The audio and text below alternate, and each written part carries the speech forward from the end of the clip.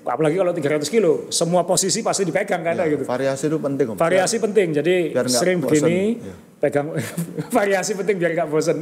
Bosan megang kan?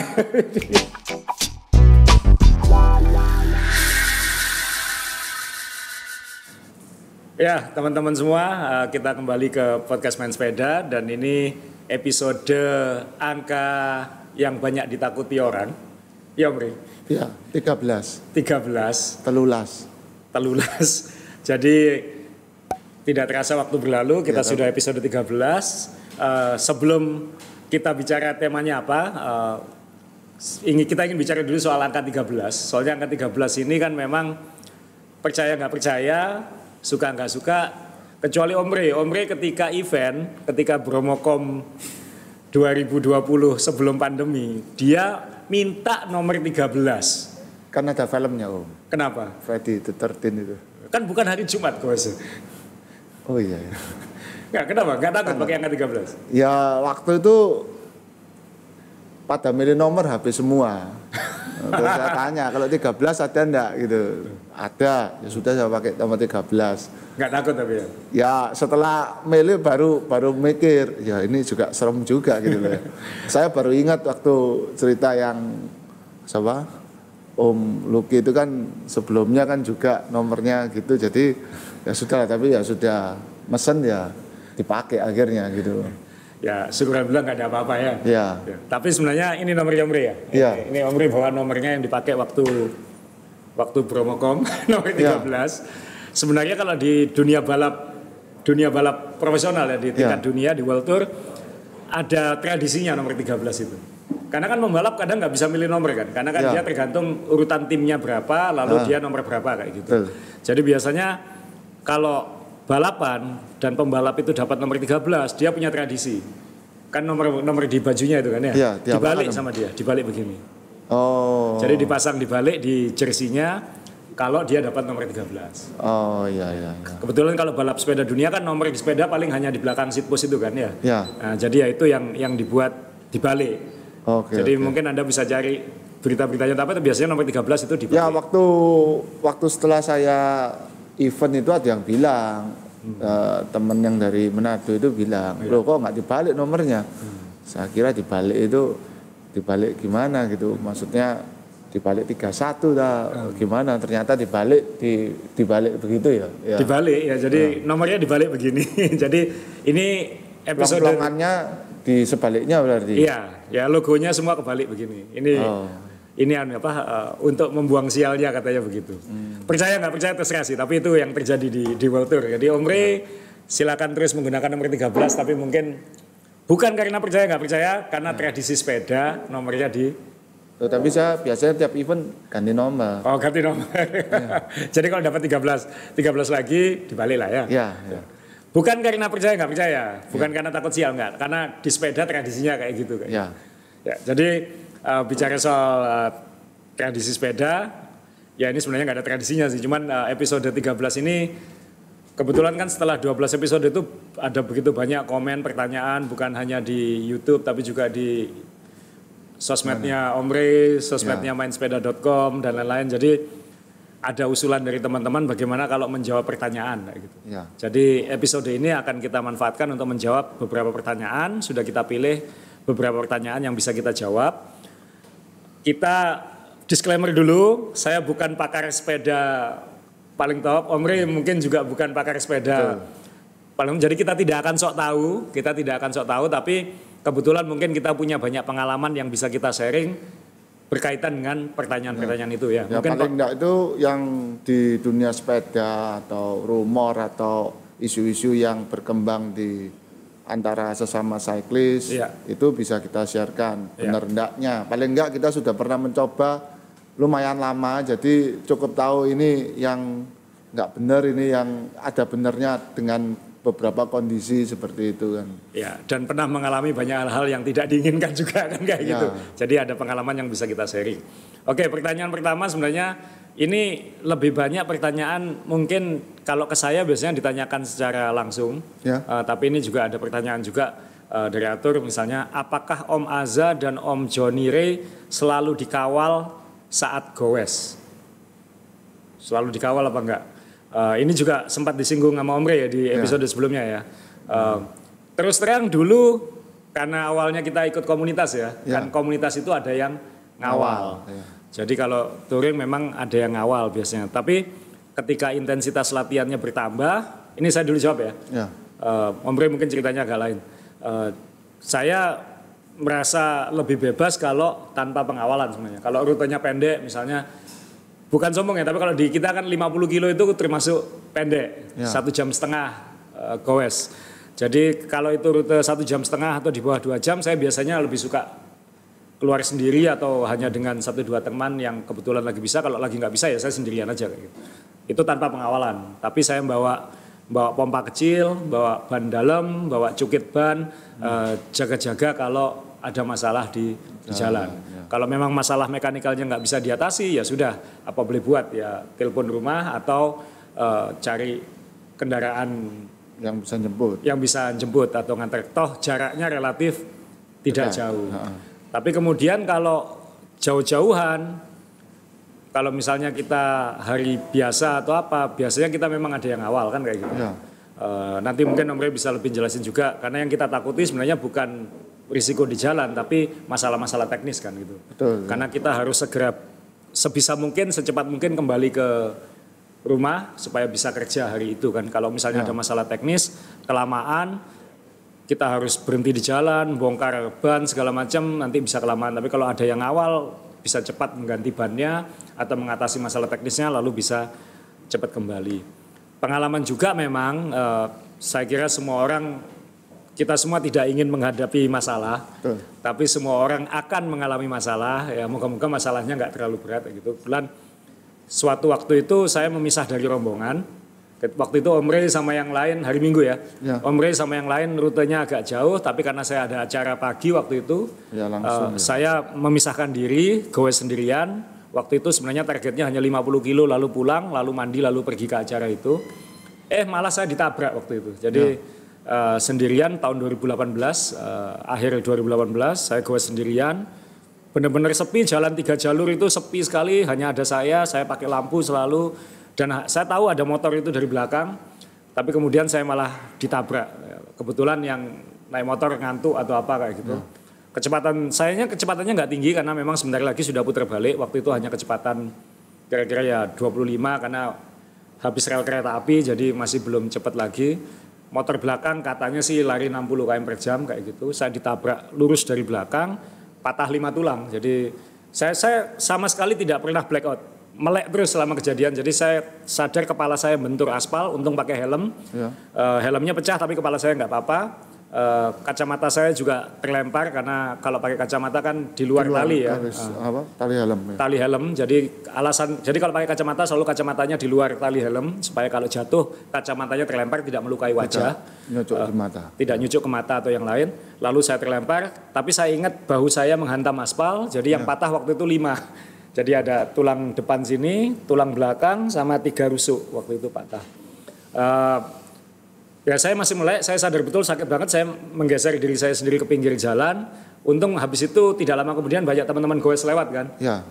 Dan sesama cyclist biasanya saling peduli kayak gitu. Jadi saya ditolong, kebetulan ada dokter juga yang waktu itu menolong. Jadi waktu itu langsung telepon rumah karena memang tidak jauh dari rumah. Tidak terlalu jauh lah, relatif 20 kilo dari rumah. Dijemput lalu langsung ke rumah sakit, operasi. Ya syukur alhamdulillah 3 minggu kemudian sudah goes lagi gitu. Tapi waktu itu memang tidak dikawal. Nah, apakah itu berarti harus selalu dikawal?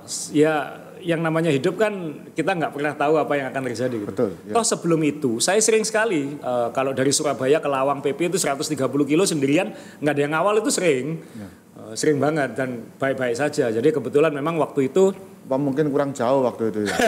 Waktu itu guyonannya kayak gitu, kurang jauh ya kayak gitu. Jadi terlalu santai. Jadi ya sejak saat itu memang keluarga lalu kantor juga Mas kalau bisa selalu dikawal kayak gitu daripada apa-apa. Ya sekarang sih bukan berarti saya selalu dikawal, cuman kalau tidak berkelompok mungkin ada baiknya juga dikawal kayak gitu. Kalau Om Rey sendiri kayak gimana? Kalau saya masalah dikawal ini dulu sering ya, walaupun waktu sama komunitas itu dikawal, tapi dari titik kumpul pulang itu kan sendirian gitu ya. Ya sering terpisah-pisah. Sering terpisah kan. Jaraknya dari misa itu bisa 15 kilo dan ketika kita sudah lelah itu kan motor yang motong, mobil yang keluar tiba-tiba dari gang atau dari toko atau apa aja itu kan seringkali tidak memikirkan speed sepeda ini cukup cepat untuk tiba di depannya mereka ketika mereka persis mau keluar itu kan. Jadi ketika lihat masih kosong langsung keluar gitu aja lah. Kita kan yang bingung ngerem, kadang-kadang sudah capek itu kan lihat bawah gini itu kan bahaya juga. Jadi masalah ngawal ini memang sering juga diingatkan untuk agar dikawal karena keadaan itu kita kan gosnya terlalu sering ya. Mungkin kalau orang seminggu cuman sekali gitu, baru sebulan paling keluarnya kan berarti 4 kali aja gitu ya. Jadi beraninya tuh masih banyak. Maksudnya masih istilahnya orang sini masih kendel lah ya. Gitu. Tapi kan seringkali orang kan, kamu sepedaan kemana? Ke Malang misalnya. Itu 100 kilo enggak dikawal, banyak truknya, banyak ininya. Jadi kan lama-lama ya pertama kita kebal gitu ya. Lama-lama kalau yang bilang itu banyak orang itu kan pikiran kita itu yang kemakan sendiri, yang kepikiran sendiri gitu ya. Jadi akhirnya kadang-kadang kalau ada yang bisa ngawal, saya milih untuk lebih dikawal. Memang jauh lebih tenang, apalagi dia bisa nutup ketika ada truk atau ada mobil itu kan kelihatan duluan. Karena kalau orang lihat sepeda itu kebanyakan di jalan itu sepeda itu dalam tanda kutip suruh minggir gitu ya. Maksudnya ini kan kalau di besar-besar menurut kekuatan kendaraan yang di jalan itu kita yang di strata paling bawah mungkin ya. Yang paling lebih bawah dari kita cuma orang jalan, dan orang jalan nggak mungkin di tengah aspal kan gitu ya. Jadi bis bis mepet mobil, mobilnya ngalah, mobilnya mepet sepeda motor, sepeda motornya mepet kita kan gitu ya. Jadi kita paling bawah, paling nggak punya pertahanan kan gitu ya. Jadi kita kalau di jalan ada yang ngawal itu kan paling nggak paling dibel tapi dia nyalip, paling dia ngebel tapi kan nggak nubruk karena ada yang ngawal memang gitu. Cuman di era pandemi ini banyak cyclist baru, banyak yang ngawalnya itu ya maaf ya sedikit berlebihan, jadi mobilnya mungkin sampai 2, terus karena yang sepedaan merasa dikawal dia nggak tahu.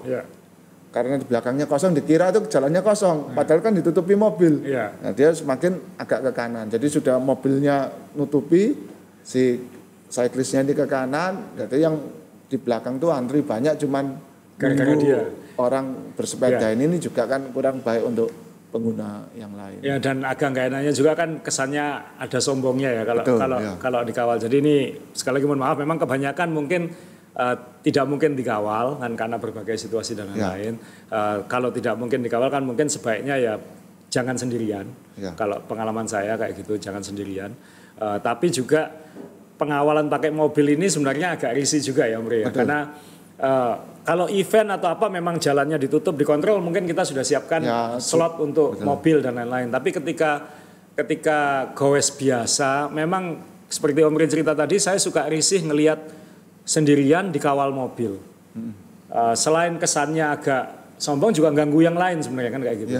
Apalagi yang ngawal mobil ini mungkin juga nggak pengalaman ngawal sepeda. Jadi dia ngeblok jalannya itu nggak enak banget. Kemudian nggak pakai lampu hazard atau apa kayak gitu. Yang paling parah itu di sampingnya sepeda. Atau kadang-kadang ya betul, kadang ngawal malah di samping sepeda. Jadi ngabisin jalannya lebih banyak. Dan saya terus terang kita dulu juga pernah dikawal mobil kayak gitu ya.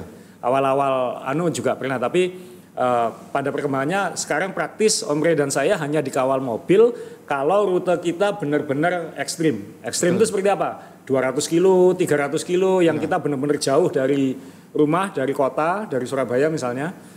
Jadi kalau ada apa-apa sangat sulit mencari mobil tumpangan atau kembali atau untuk emergency dan lain. Jadi itu baru kita bawa mobil, kayak misalnya kita keliling Madura 300 kilo. Itu kita biasanya ada mobil untuk ngawal. Tapi untuk keseharian kalaupun dikawal, saran saya sih sebaiknya ya motor saja lah kayak gitu ya. Motor saja karena tidak memakan jalan terlalu banyak, kesannya tidak sombong kan kita juga nggak enak sama pemakai jalan lain seolah-olah cyclist ini udah semaunya, ada mobil yang ngawal kayak gitu. Jadi pernah sih ada orang dari luar kota sih dari Jakarta datang ke Surabaya goes bareng, orangnya 4 orang, mobilnya 2.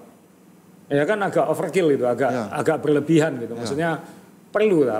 Goesnya juga cuman bukan goes yang jauh gitu. Itu kan berlebihan banget. Jadi maksud saya ya kalau misalnya tidak situasi ekstrim yang benar-benar jauh, saya kira motor sangat cukup kayak gitu.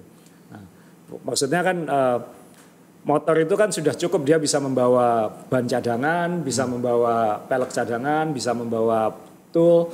Ini juga pengalaman. Satu lagi bahwa pengalaman juga motor sebaiknya juga saya sih Omri, motornya kalau bisa sih high power juga kayak gitu.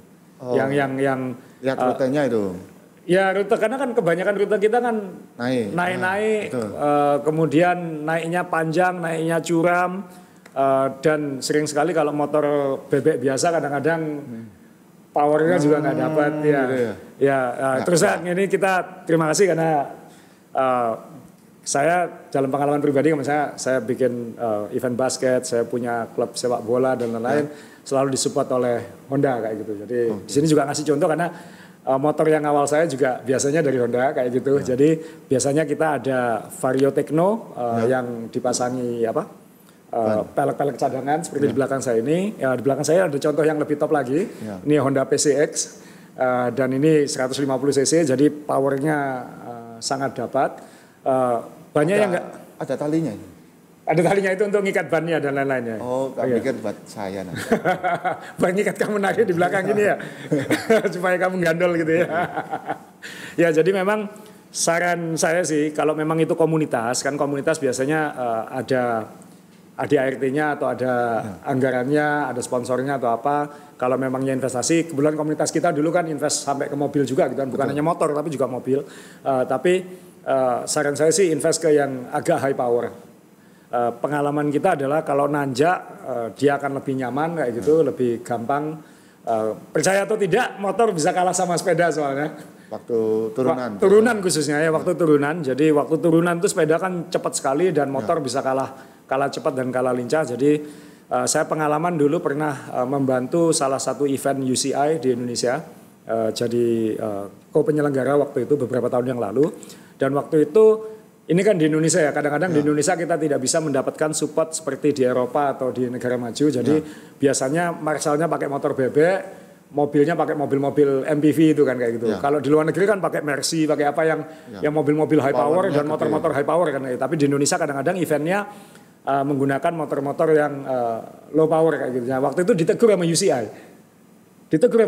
Kalau next time eventnya harus menggunakan high power motorcycle.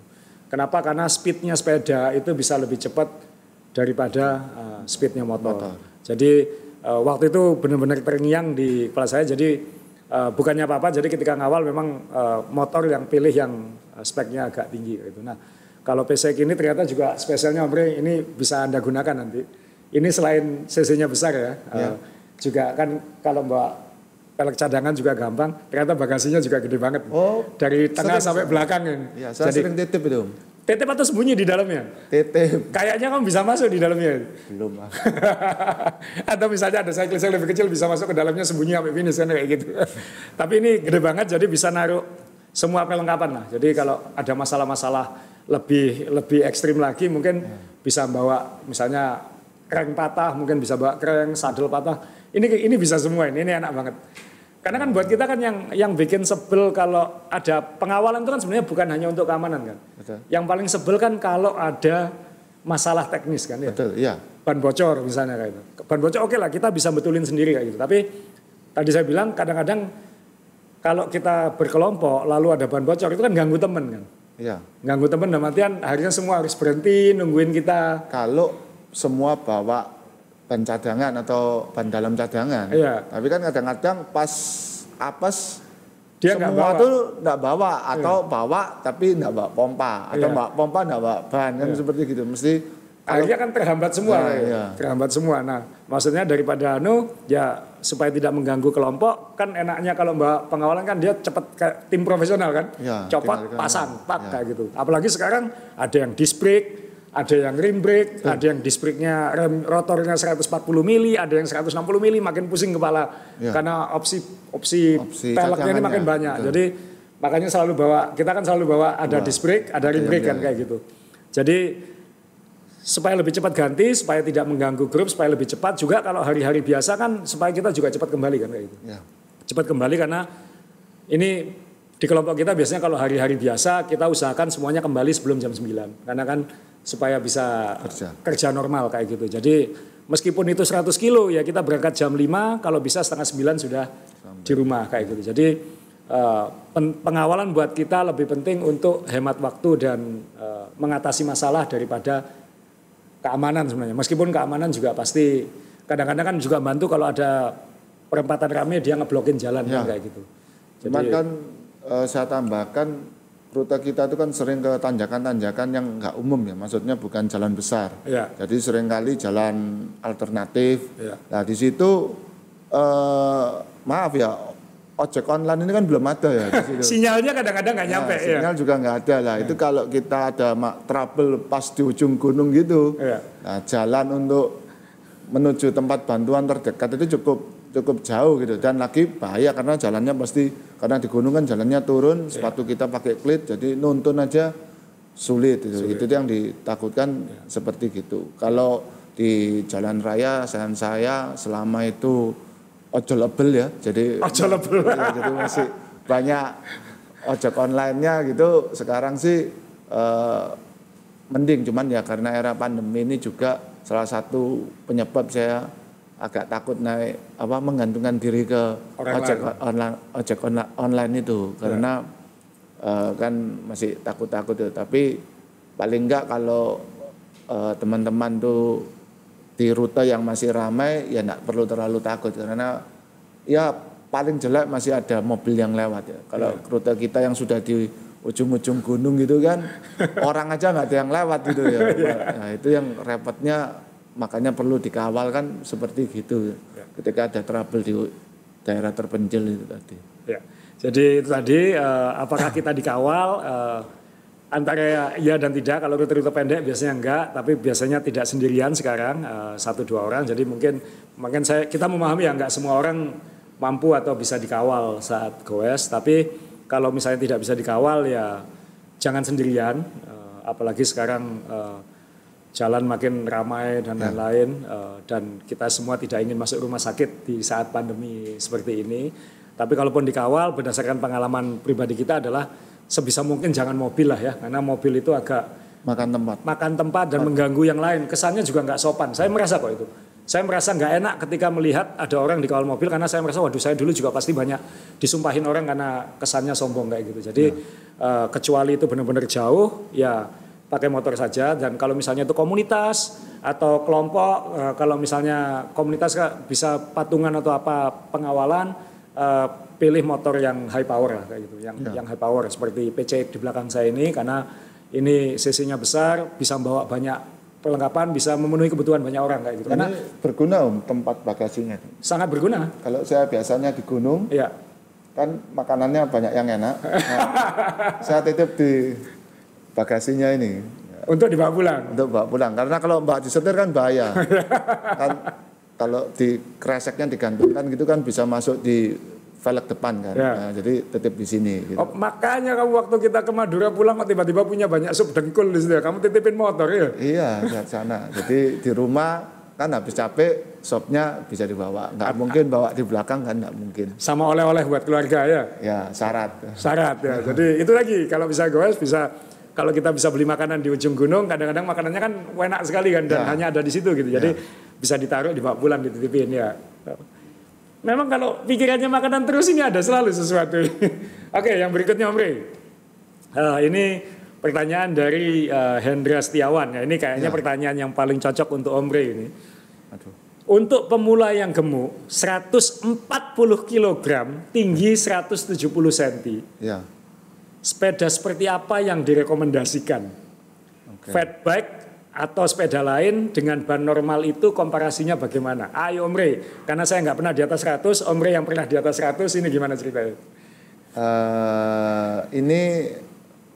Saya coba milah dulu ya, batasi dulu.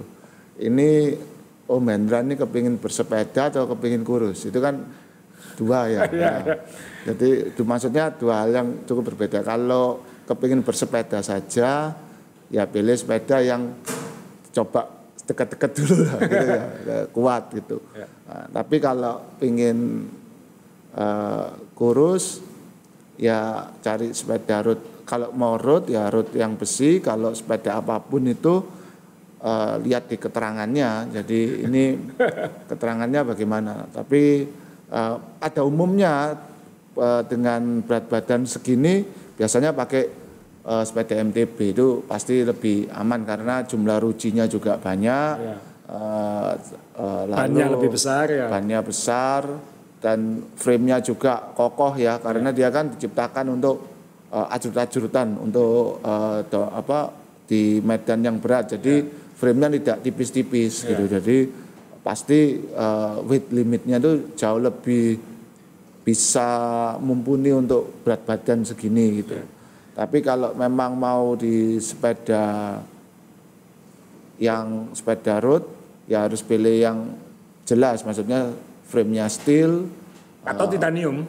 Oke ya. Pokoknya jangan karbon lah ya. Jangan karbon. Ya, aluminium pun mungkin juga harus hati-hati. Termasuk velgnya.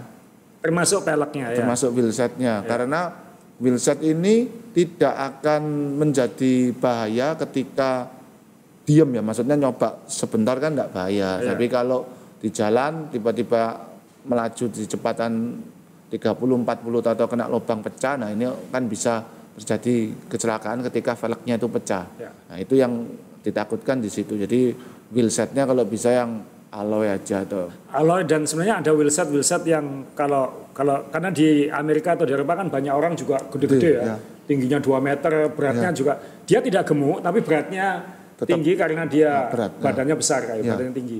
Nah itu memang ada pelek-pelek yang mereka nyebutnya Clydesdale itu. Jadi pelek yang rujinya lebih banyak, yang lebih kokoh, yang memang didesain untuk berat badan lebih kayak gitu. Jadi kalau memang pengen ngerut tadi ya memang ini pilihan yang agak riskan menurut saya sih. Karena yang setahu saya adalah kebanyakan frame road itu kalau karbon weight limitnya adalah 250 pound. 250 pound itu kira-kira 120-an kilo. Tapi 120-an kilo itu bukan hanya orangnya, termasuk sepedanya total. Jadi orang ditambah sepedanya totalnya tidak boleh segitu. System weight namanya. Jadi kalau 140 kg ya memang saran saya ya benar kayak Om Rey. Ya pakai sepeda steel atau titanium yang logam. Kemudian dengan pelek yang juga dipikirkan betul bahwa itu untuk beban yang tinggi kayak gitu. Karena kan pengen sepedaan tapi kan keselamatan tetap nomor 1 kayak gitu. Jadi ini memang tantangan ya karena saya susah membayangkan bagaimana yang aman. Tapi kalau memang benar-benar pengen sepedanya mungkin awalnya MTB dulu lah ya. Kemarin tuh hari Minggu itu saya lihat ada Om satu di sini badannya cukup gede sih. Kalau 100 kilo lebih dia naik waktu itu naik alloy ya saya. Naik sepeda alloy ya. Naik sepeda alloy. Ya mungkin alloy mungkin masih oke ya kayak gitu. Tapi kalau yang alloy lightweight saya juga agak ragu itu karena saya bukan untuk sepeda alloy saya enggak, kan alloy juga macam-macam, ada jenis aluminium yang dibuat tebal, ringan, ada yang tebal segala macam, tapi mungkin paling aman ya pakai steel atau pakai titanium lah kalau saya, karena itu metal-metal yang sangat kuat, yang tahan seumur hidup lah kira-kira kayak gitu. Kalau karbon sebaiknya jangan dulu lah sebelum. Kalau steel cuma peringatannya itu perhatiannya cuma di karat saja. Kadang-kadang besinya kuat, cuman karena kita negaranya lembab sekali, jadi dicek karatnya aja. Tapi kan hitungan waktu yang cukup lama. Oh iya. Ya, harapan kita kan ketika itu beratnya sudah di bawah 100 kan kayak gitu. Ya jadi agak hati-hati memang kalau pengen goes benar-benar tanya dan cek yang aman, karena Dan kalau melihat berat badan Anda dengan tinggi segitu kan saya 175 cm, 75 kilo sekarang. Anda lebih pendek 5 cm tapi beratnya hampir 60 kilo lebih banyak kayak gitu. Jadi ini kan sesuatu yang Anda memang harus banyak lebih gerak lah kayak gitu kira-kira untuk lebih sehat. Ya Omre ya. Yang buktinya Omre yang pernah 100 lebih sekarang ya lumayan kan kayak gitu. Meskipun masih senang makan kayak gitu. Oke, moga-moga itu bisa menjawab. Agak hati-hati. Ini pertanyaan berikutnya masih berkaitan dengan obesitas.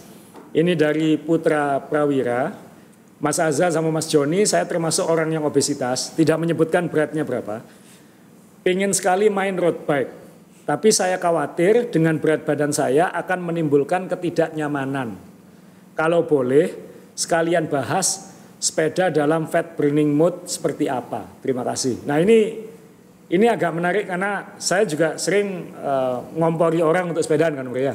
Ada teman yang badannya agak gemuk, ayo kamu harus lebih banyak gerak, ayo sepedaan. Kalau lari mungkin bahaya karena lututnya bebannya mungkin tidak sanggup untuk berat badannya, dikurusin dulu.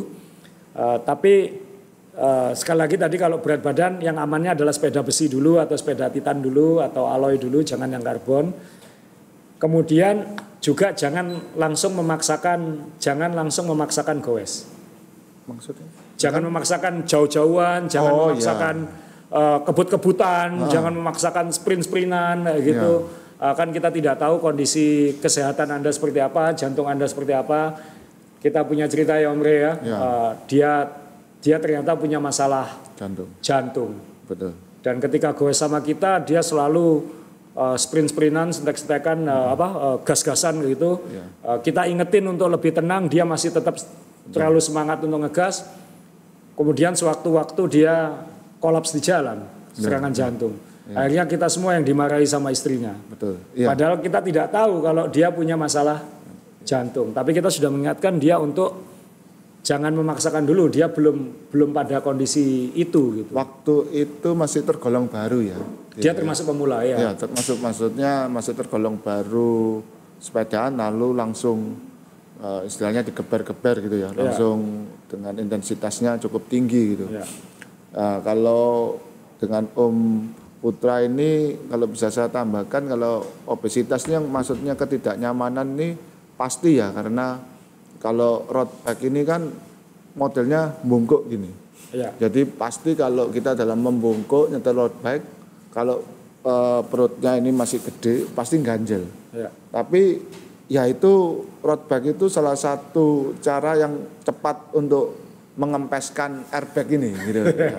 Jadi salah satu cara karena kalau sepeda contohnya sepeda MTB gitu ya, itu keringatnya itu kan dari adrenalin. Jadi kebanyakan ini kan serunya meliak-liuk di medan pergunungan itu membuat kita jantungnya berdebar terus lalu berkeringat. Tapi secara otot, secara gerakan yang lain kan termasuk minim. Kardionya maksudnya kan? Ya, kardionya itu kan minim. Kalau road bike itu kan full kardio dari berangkat sampai pulang. Kita enggak bilang harus ikut seperti si Oren itu, tapi kita kan punya speed sendiri-sendiri.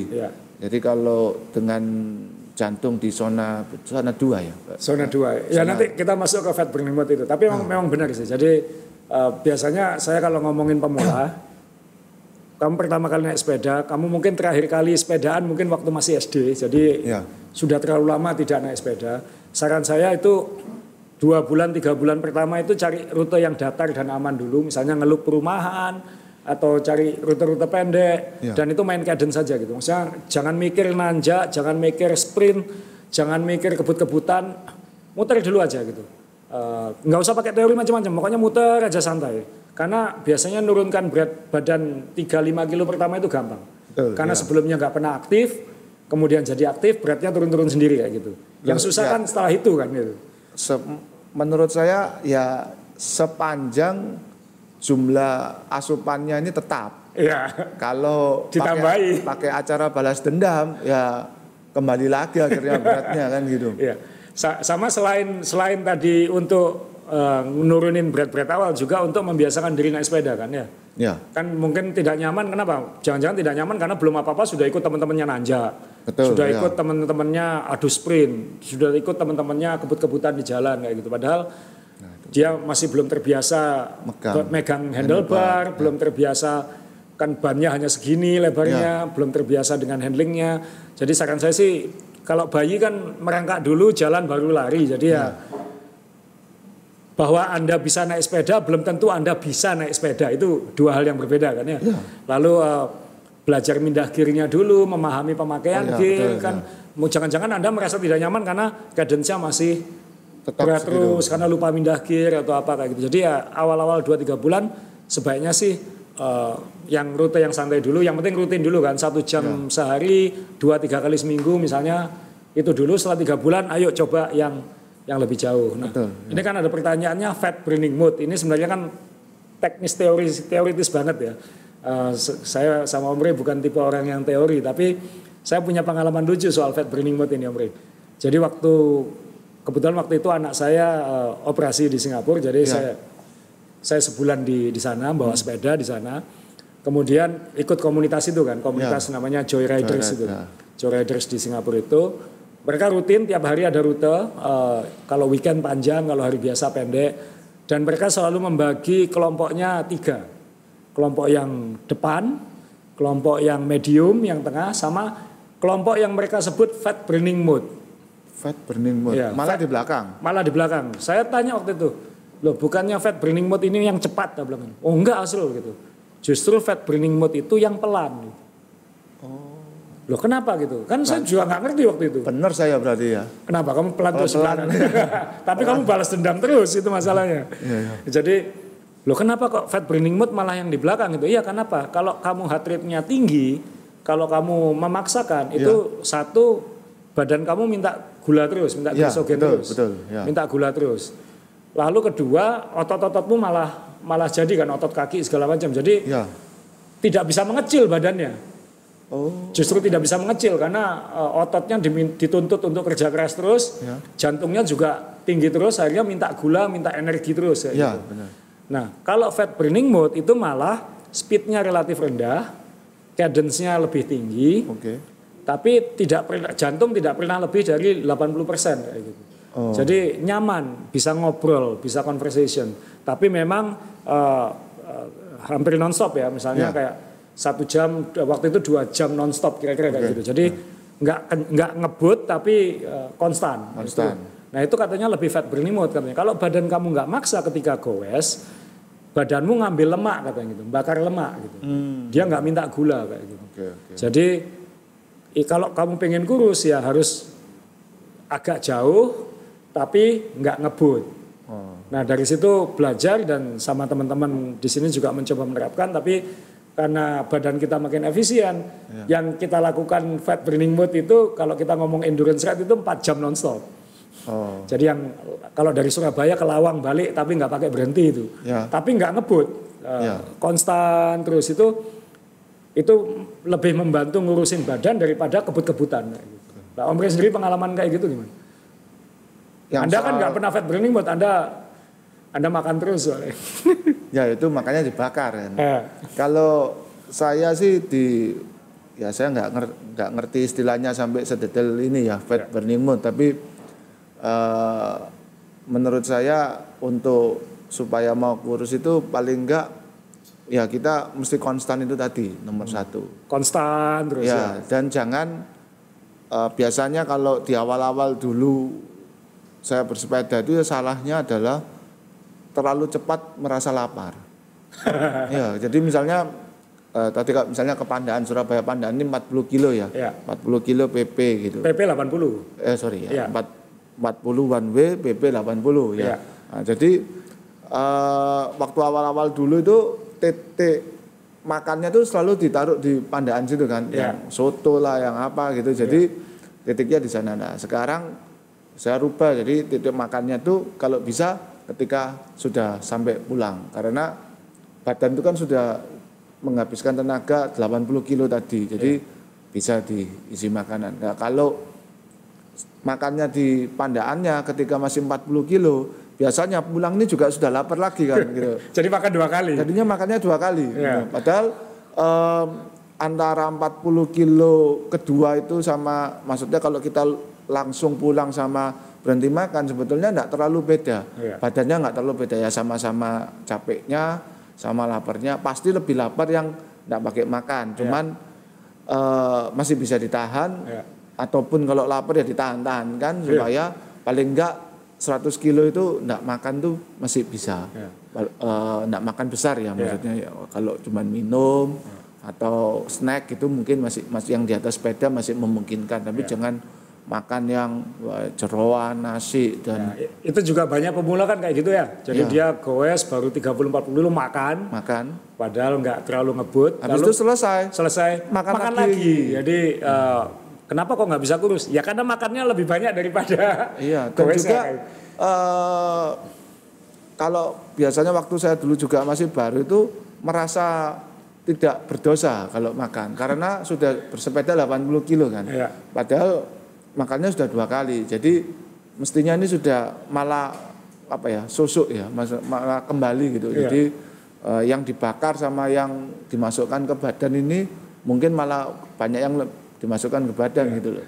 Dan saya yakin setelah berhenti pulang makan itu nanti selisih berapa jam lapar lagi gitu loh. Jadi terlalu banyak akhirnya gitu loh. Kalau kadang-kadang kalau kita langsung maksa putar gitu, setelah sampai karena perutnya dipaksa ngowes gitu jauh, biasanya agak ada rasa mualnya sedikit ya. Jadi mau makan tuh nggak bisa masuk banyak. Ya ini menurut saya lebih sehat, maksudnya lebih otomatis diet ya, otomatis nggak makan akhirnya beratnya bisa turun sendiri. Jadi saya tambahin untuk yang baru mulai sepedaan jangan takut soal itu karena badan manusia ini sangat bisa dilatih gitu. Badan kita ini sangat bisa dilatih. Kalau dulu 40 kilo sudah lapar, ya kayak Om Ri tadi bilang 80 kilo sudah bisa sekarang kayak gitu tanpa makan dan efisien gitu maksudnya. 80 kilo pun sekarang kita juga nggak lapar kan sebenarnya kayak gitu. Jadi nggak maksudnya nggak sampai bongking yang pengen badan sampai gemeteran kan juga enggak sebenarnya kayak gitu karena kita sudah terlatih 80 kilo nggak makan malah kita sekarang latihannya 130 kilo sekarang kayak gitu. Pengalaman saya sih dulu saya sempat ngetes itu saya bisa tahan berapa kilo ya bener-bener nggak makan gitu maksudnya hanya 2 bidon isi air kayak gitu. Ternyata limit saya 92 itu benar-benar sudah gemeter dan pinggir berhenti untuk makan minimal cemilan dulu sampai ke tempat makan kayak gitu itu pengalaman saya jadi minimal saya tahu limit saya kayak gitu limit saya karena 70 kilo nggak apa-apa 80 kilo nggak apa ternyata 92 kilo waktu 90 kilo benar-benar sudah harus ada yang dimasuk. Itu pagi nggak makan? Nggak, keluar sepedaan biasanya nggak makan. Jadi biasanya langsung nggak makan karena kan malam kemarinnya masih ada stok makan terbiasa aja sih. Tapi kalau misalnya hari itu event atau jauh-jauhan kayak kita misalnya mau yang 300 kilo atau 200 kilo ya biasanya saya makan dulu tapi nggak banyak-banyak gitu. Misalnya hanya roti satu atau granola bar atau satu itu aja untuk supaya nggak masuk angin atau apa kayak gitu.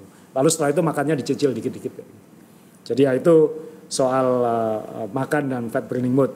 Kita nggak tahu apakah cerita kita ini bisa bermanfaat tapi coba aja latih badan kita lah. Badan kita ini sangat bisa dilatih. Betul. Buktinya pembalap Tour de France bisa 21 hari kok ya itu kan karena latihan kan kayak gitu. Oke, yang berikutnya ini dari Budi Santoso. Om, saya main sepeda dari tahun 2016, jadi sudah 4 tahun ini. Sampai sekarang masih saja tangan kesemutan. Pakai sarung tangan pun masih kesemutan. Apa saran solusi supaya tidak kesemutan? Matur suwun. Gimana, Mri? Ini masalah dia 4 tahun ya. 4 tahun kan berarti sudah cukup lama ya. Seharusnya sudah punya banyak pengalaman itu 4 tahun. Kok masih kesemutan? Kalau itu pemula mungkin saya bisa nanya posisi duduknya seperti apa kayak gitu. Saya kadang-kadang juga masih kesemutan karena maaf jalan di Indonesia ini kan bukan jalan yang paling mulus di dunia gitu. Betul, ya. Jalannya bumpy dan bergelombang dan getaran-getarannya kan kerasa banget karena tidak mulus. Jadi kadang-kadang tangan ya kesemutan juga kayak gitu. Tapi kalau tangan saya kan memang karena bahu saya kan sudah berkali-kali dioperasi, jadi memang kekuatan tangan kanan saya memang belum kembali normal. Jadi kalau kesemutan karena memang bebannya masih pindah ke pergelangan mungkin kayak gitu.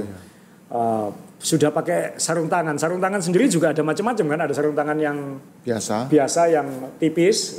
Terus terang saya suka yang tipis karena feel-nya lebih dapat di pegangan. Pembalap biasanya nggak pakai sarung tangan karena supaya dapat feel-nya juga kayak gitu.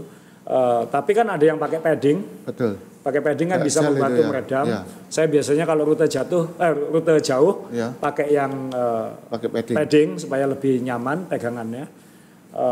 Jangan-jangan ini posisi kadang-kadang kan meskipun sudah 4 tahun sepedaan, kadang-kadang kan kita belum pernah fitting ya. Betul. Belum pernah fitting. Tangannya di handlebar.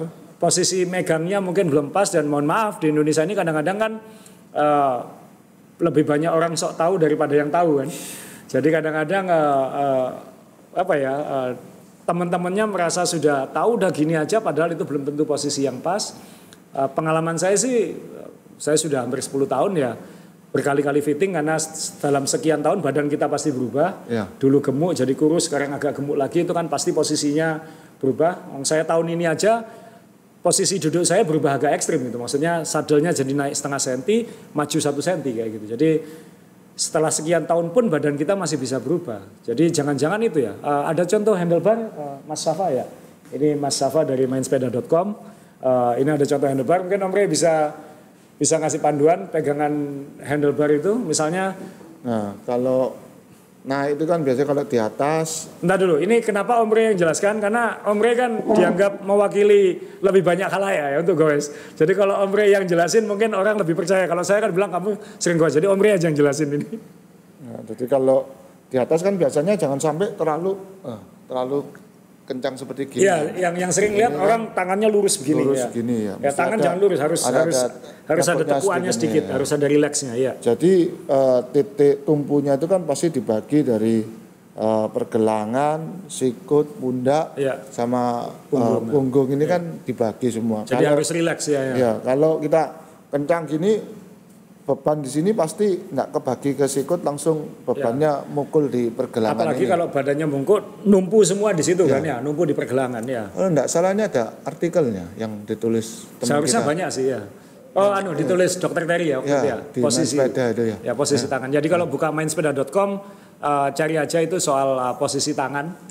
Itu ada ditulis, yang nulis Dokter Terry, dokter yang goesnya kuat. Jadi bukan dokter yang biasanya dokter yang cyclist kayak gitu ya. Nah, jadi memang ada beberapa posisi. Om Rey mungkin bisa jelasin kan, kalau pembalap biasanya pegang bawah ya. Itu kan ya memang posisi aero ya. Jadi badan bisa lebih bungkuk, jadi lebih aero dan belah anginnya lebih cepat. Lalu ada posisi normal pegang shifter ya, yang di pinggir itu. Ya, mungkin kadang-kadang kesemutannya pegang di sini karena kita kebanyakan kan 95% kita akan megang di sini kan ya. Ini biasanya kan neken di pergelangan ini ya.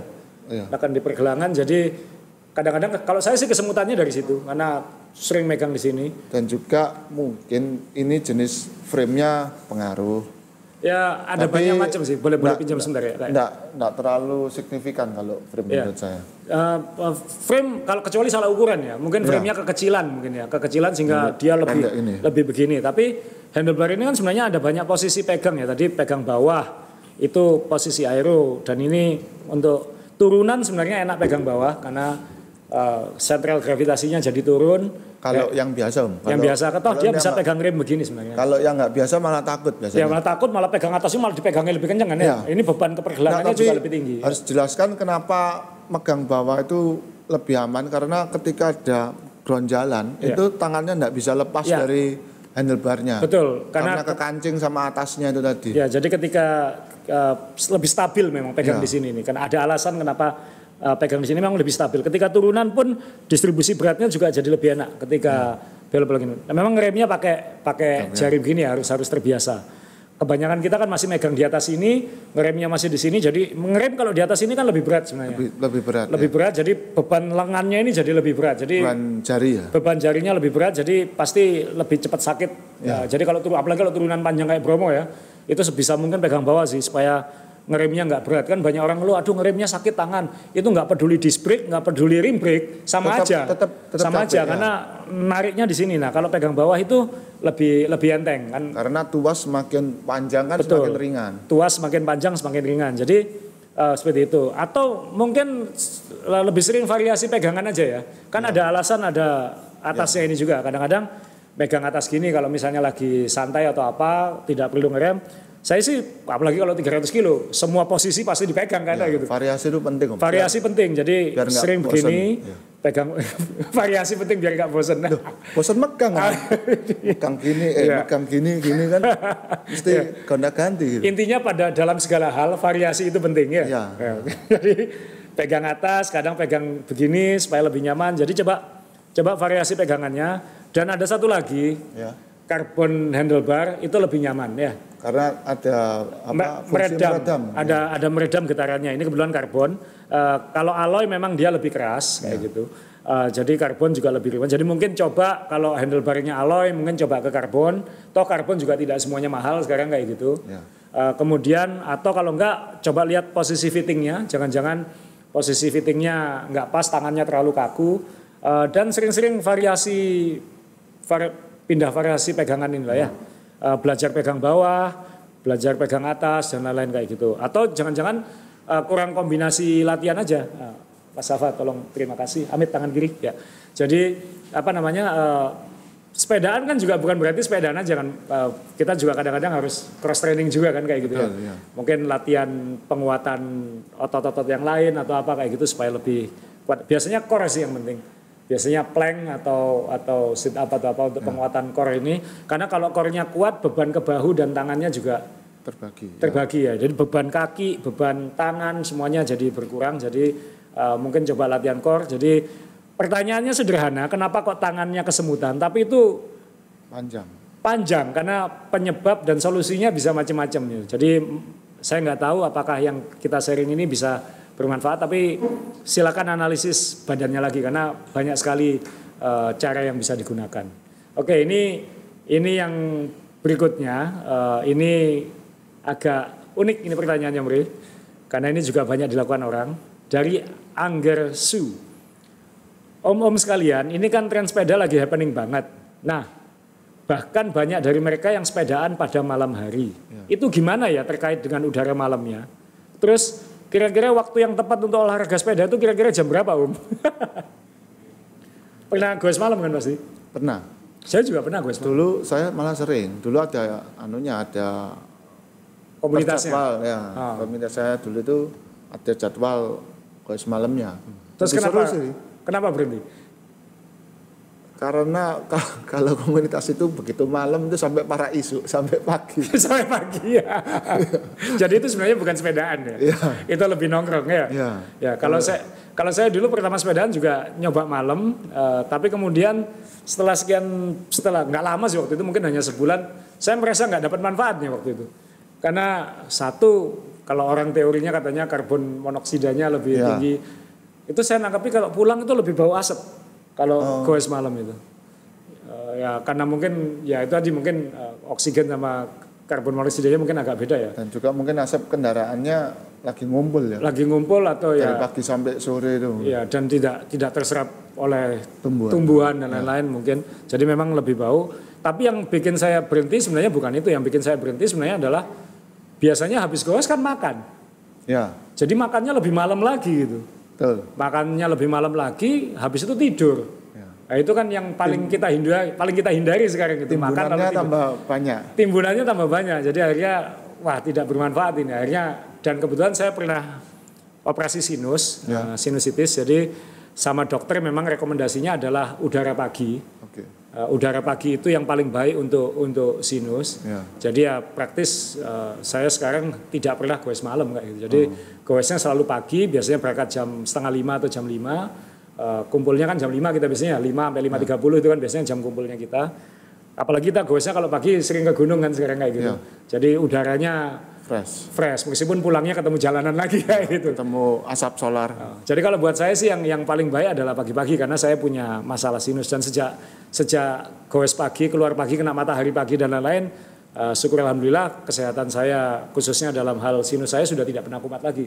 Dulu sampai operasi soalnya kayak gitu. Jadi mau tidak mau saya harus rajin olahraga pagi, udara pagi. Kalau Omri? Kalau menurut saya kalau malam hari ini kalau berhubungan sama udaranya jelas udara malam itu masih lebih dingin ya. Lebih basah ceritanya orang-orang. Jadi mau pakai jersey apapun rasanya badan setelah olahraga itu nggak enak gitu, kurang nggak nyaman gitu karena nggak ada mataharinya kan. Itu soal udara. Kalau soal gelapnya juga lebih bahaya karena kalau olahraga malam ini kan tidak mudah terlihat walaupun kita pakai lampu cari kodok yang terang itu, ya tapi tetap jalan itu kan kalau malam beda lah. Yang kita lihat terang di siang hari aja masih keblowok kok kadang-kadang, apalagi malam yang gelap gitu ya dengan modal senter gitu ya. Jadi secara penerangan kurang baik kecuali terpaksa misalnya mesti komuter dari suatu tempat ke tempat yang lain, ya itu kita tidak bisa menghindari ya karena pulang kerja atau apa malam. Tapi kalau sebisa mungkin walaupun bekerja olahraganya tetap di pagi hari. Ya, jadi untuk olahraga ya sebaiknya ya enggak malam-malam kan ya. Kalau untuk olahraga. Tapi kalau memang untuk tuntutan pekerjaan atau komuter ya apa boleh buat kan kayak gitu. Dan kalau malam tadi karena pakai lampu kodok aja jalan nggak kelihatan kan berarti kan nggak bisa efektif juga kan kalau misalnya kita butuh speed 30 kan tidak mungkin. Jadi goesnya waktu itu ya pasti pelan-pelan.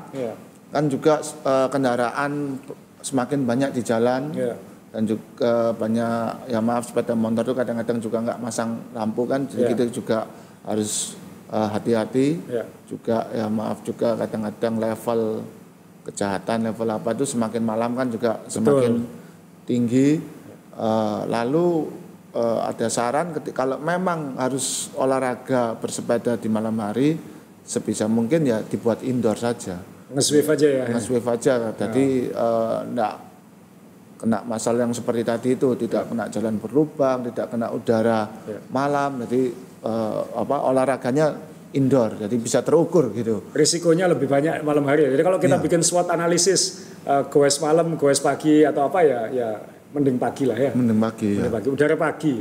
Dan itu kalau kita terhati kayak kelompok kita kan ya, kita kan meskipun Rabu pagi itu 100 kilo, tapi sebelum jam 9 kan sudah selesai kayak gitu. Jadi semakin kita terlatih, semakin kita efisien sebenarnya, yaitu 50 kilo itu 1,5 jam atau nggak sampai, 80 kilo itu ya 2 jam seperempat kayak gitu. Jadi sebenarnya kalau kita sudah punya kemampuan sebenarnya tidak ada alasan tidak goes pagi. Alasannya kepagian kan lebih bangun pagi juga enak kok kayak gitu. Karena perlu catat kan bersepeda ini kebanyakan di jalan, outdoor. Beda dengan beberapa olahraga malam yang indoor. Itu indoor aja orang tuh masih nggak nyaman karena kena AC atau kena indoornya ya. Apalagi bersepeda sudah berkeringat masih kena angin malamnya itu. Jadi kalau bisa sebisa mungkin dihindari. Saya sudah bertahun-tahun tidak goes malam hari gitu dan alhamdulillah kesehatan masih terjaga baik gitu. Tapi kalau memang alasannya untuk nongkrong atau apa itu hak masing-masing lah. Kita tidak melarang kok. Lebih baik goes daripada tidak sama sekali, tapi plus minusnya tolong dipikirkan. Oke, ini pertanyaan terakhir sebelum kita tutup. Jadi ini sengaja pertanyaannya dibuat agak beda ini teman-teman. Yang nanya pakai nama keren Cycling Indonesia. Wow, nggak tahu ini apa maksudnya. Pertanyaannya adalah untuk saat ini, mungkin karena sekarang Tour de France ini ya. Siapa pembalap favorit Om Azza dan Om Johnny Ray? Pembalap favorit ya. Saya yang barusan juara itu. Siapa? Tadej Pogacar. Tadej Pogacar. Pogacar baca aja ya. Pogacar. Orang Slovenia ya bacanya susah ya. Pogacar. Itu sekarang atau kalau selamanya masa kan? Oh, kalau yang dari dulu. Iya. Dari dulu Alberto Contador. Nah, Alberto Contador ya. Kenapa suka Contador? Kan Alberto Contador itu hitsnya 10 tahun lalu. Ketika masa peralihan dari Lance Armstrong. Waktu itu kan masa-masa baru bersepedanya, waktu itu banyak lihat Contador menang Grand Tour dan lain-lain itu waktu itu. Dan jadi, juga gayanya kan khas karena dia sering banyak off saddle ketika menanjak kan, yang tidak bisa ditiru pembalap lain sambil gitu. berdiri sepanjang tanjakannya. Sepanjang tanjakan Soal Contador ini kenapa saya tahu dia sukanya Contador karena waktu kita waktu itu kan goes di Spanyol. Kita sambil nonton Vuelta a España waktu itu. Dan waktu itu kita sebenarnya ketemu Contador. Kita ditolong teman-teman waktu itu sama Trek Travel diselipkan ke belakang panggung lalu ke kawasan pembalap untuk ketemu pembalap-pembalap kan kayak gitu. Betul. Saya waktu itu bingung nyari yang lain pembalap, kan teman-teman kita semua pada heboh cari foto sama tanda tangan atau apa pembalap-pembalap. Saya ngelihat Om Rey ini sebenarnya sudah di depannya Contador kayak gitu. Lagi wawancara umurnya. Lagi wawancara ya. Lagi wawancara tuh. Saya tanya, Rey kok nggak minta tanda tangan atau foto? Ya, karena asistennya atau apa itu memang sudah mageri, sudah ada beberapa orang yang berusaha itu sudah dihalangi gitu, jadi sudah tidak bisa karena waktu itu kan selesai lomba berhenti langsung diwawancara itu kan, karena waktu itu dia masuk kombatif ya waktu itu kalau tidak salah, jadi diwawancarai ya saya cuma lihat dari dekat ya memang dekat sih jaraknya segini aja ya, dan saya lihat kakinya itu ternyata besaran kaki saya daripada kakinya dia. Jadi waktu itu pertama kali ngelihat Contador dari dekat langsung ya.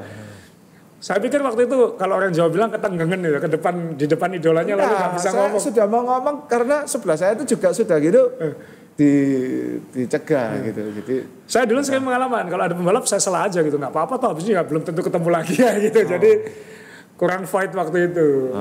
Tapi Anda suka Contador karena gayanya. Jadi yang Anda idolakan malah climber ya. Betul, ya. Nah, Andanya sendiri kalau climbing ya gitu-gitu aja dulu. Makanya mengidolakan, karena kan nggak bisa kan gitu loh. Jadi Contador sekarang suka Pogacar ya. Ada lagi yang lain? Siapa yang enggak sih? Enggak ada. Ya. Kalau yang lain ya banyak, tapi yang spesial ya saya kira sekarang ya Pogacar itu karena di sela-sela hingar-bingar bintang-bintang sepeda itu dia bisa mencuat kan gitu ya. Jadi kan yang sini yang lagi naik daun Roglic dengan timnya siapa Jumbo Visma itu ya. Jadi dengan jajaran skuad yang luar biasa, ada Tom Dumoulin, ada siapa gitu, ada Van Aert ya yang terakhir Van Aert itu juga yang kita pernah ketemu itu ya. Jadi benar-benar luar biasa timnya Pogacar ini malah lucu kan, bukan pembalap utama yang pembalap mahalnya malah ngacir ya. Jadi malah dia yang juara gitu loh. Jadi dan masih umur 21 tahun. Jadi ini bintang masa depan ya. Oh, ternyata kamu suka Pogacar. Iya, 450 watt selama 24 menit. Kamu bisa berapa detik? 10 aja. 10 detik, 450 watt.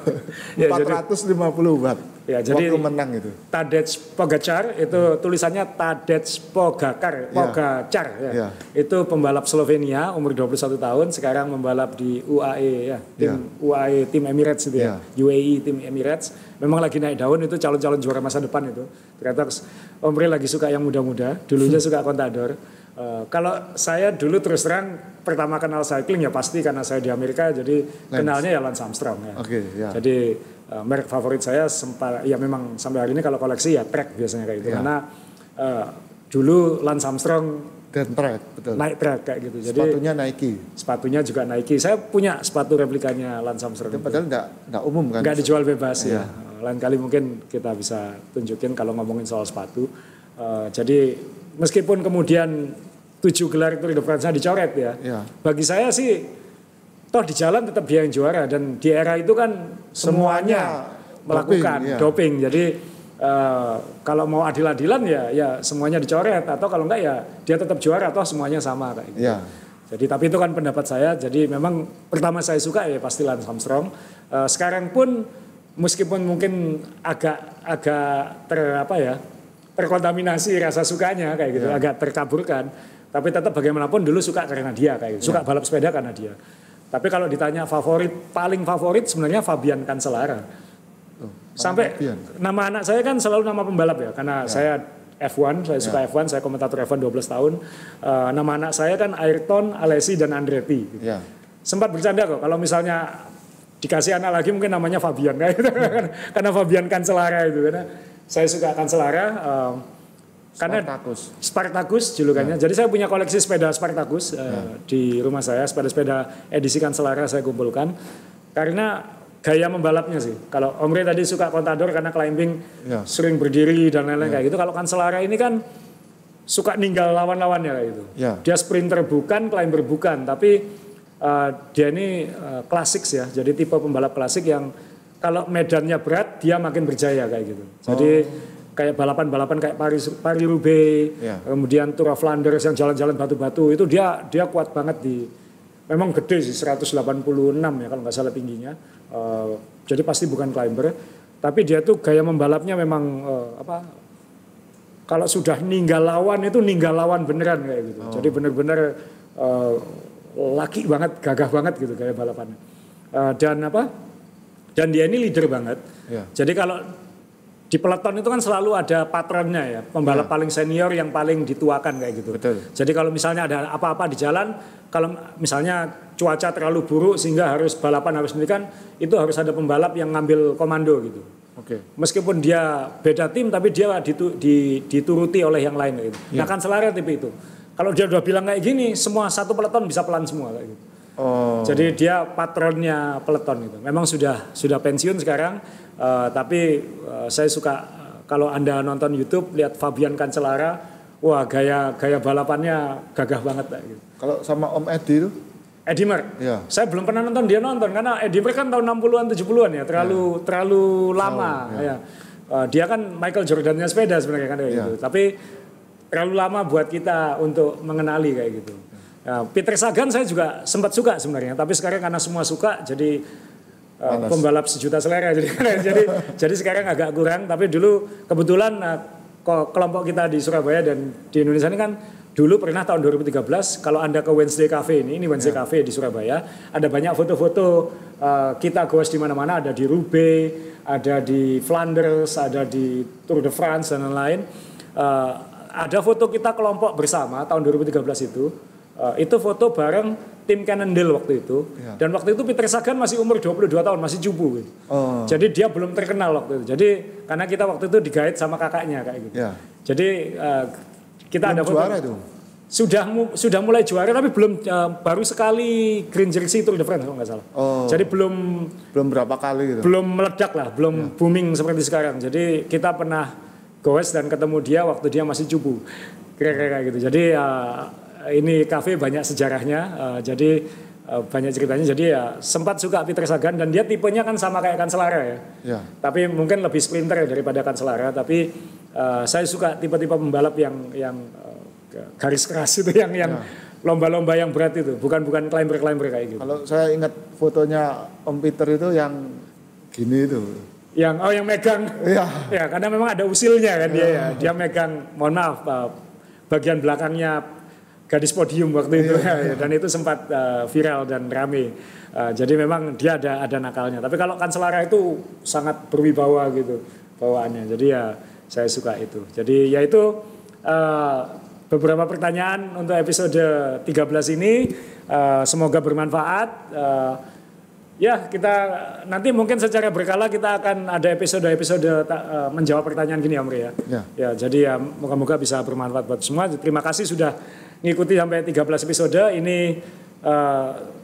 Om Re sudah lapar kayaknya, tapi karena kita membatasi makannya, jadi di Wednesday Cafe ini kan ada menu populer lagi. Ini ada onde-onde Nutella yang kita sudah pernah perkenalkan. Onde-onde isinya Nutella. Tapi yang khusus untuk Om Re ini namanya rujak Wednesday. Jadi ini juga salah satu menu sehatnya di sini. Jadi Om Re hari ini makan itu ya, jangan yang lain. Supaya bisa jadi kayak kontador. Belinjonya aja Om ya. Belinjonya aja. Biar asam urat. Asam urat ya. Jadi sekali lagi terima kasih. Sampai ketemu di episode berikutnya.